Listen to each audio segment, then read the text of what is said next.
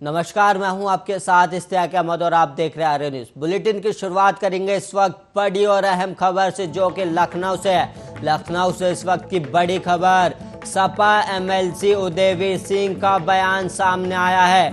उन्होंने एम्बुलेंस चालकों की हड़ताल पर बोले, उदयवीर एम्बुलेंस डीजल चालकों को वेतन देने से चलती है और वहीं एफआईआर करने से किसी की जान वापस नहीं आएगी और चालकों की परेशानी को सरकार सुलझाए, ये उदयवीर सिंह ने कहा है। और आम लोगों की सुविधा सरकार की जिम्मेदारी, इस वक्त की बड़ी और अहम खबर जो कि लखनऊ से आ रही है, जहां पर सपा एमएलसी ने बयान दिया है। और वो आपको बता दें, एम्बुलेंस हड़ताल को लेकर उन्होंने ये बयान दिया है। उन्होंने कहा कि आम लोगों की सुविधा सरकार की जिम्मेदारी है। और आपको बता दें, इस वक्त लखनऊ से बड़ी खबर आ रही है, जहां पर सपा के एमएलसी उदयवीर सिंह का बयान सामने आया है।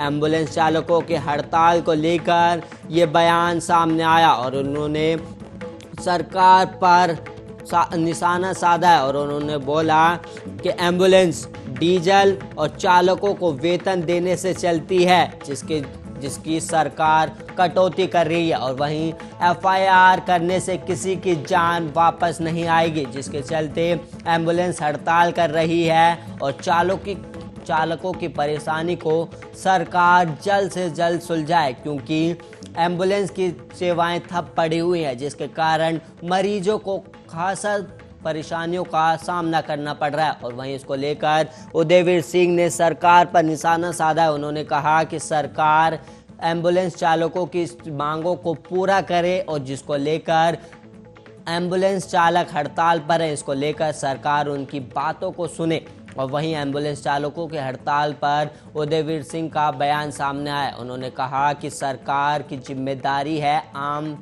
लोगों की जिम्मेदारी सरकार की जिम्मेदारी है, जिसको चलते सरकार को एम्बुलेंस चालकों की बातें सुननी चाहिए और एफआईआर करने से किसी की जान वापस नहीं आती है और चालकों की परेशानियों को सरकार जल्द से जल्द सुलझाए। ये उदयवीर सिंह की सरकार से अपील है और मांग भी की गई। और आम लोगों की सुविधा सरकार की जिम्मेदारी होती है।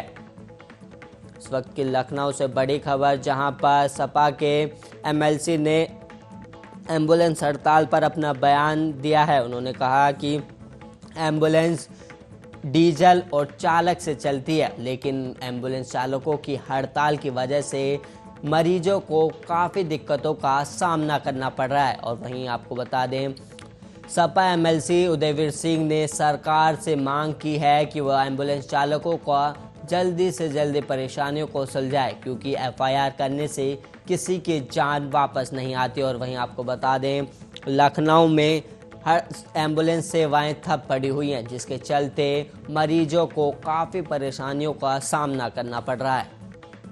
और वहीं आम लोगों की सुविधा सरकार की जिम्मेदारी होती है।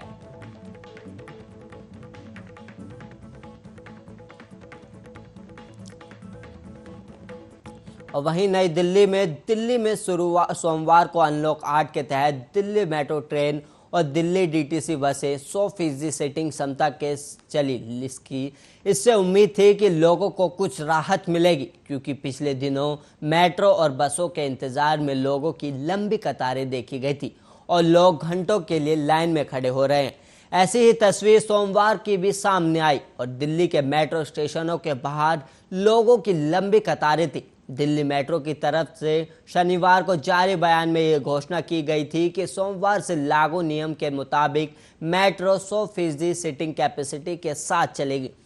हालांकि मेट्रो में किसी को भी खड़े होकर सफर करने की अनुमति नहीं होगी, जिसके बाद उम्मीद की जा रही थी कि शायद लोगों को कुछ राहत मिले, क्योंकि पहले के मुकाबले देखा जाए तो पहले जहां एक कोच में एक सीट छोड़कर ही लोगों को सफ़र करने की अनुमति थी, तो अब हर सीट पर लोग बैठ सकते हैं। इसके बावजूद सोमवार को मेट्रो स्टेशनों के बाहर पहले जितनी ही भीड़ और लंबी कतारें नजर आई और लोगों की शिकायत है कि कैपेसिटी बढ़ाने से कोई राहत नहीं मिली है। पहले जितना ही इंतज़ार अभी भी लोगों को करना पड़ रहा है, जिसमें 1 से 1.5 घंटे का इंतज़ार तो नॉर्मल है। और अगर कोरोना नियमों के पालन की बात करें तो लाइन में सोशल डिस्टेंसिंग तो नहीं थी, बस लोगों के चेहरे पर मास्क जरूर दिखा।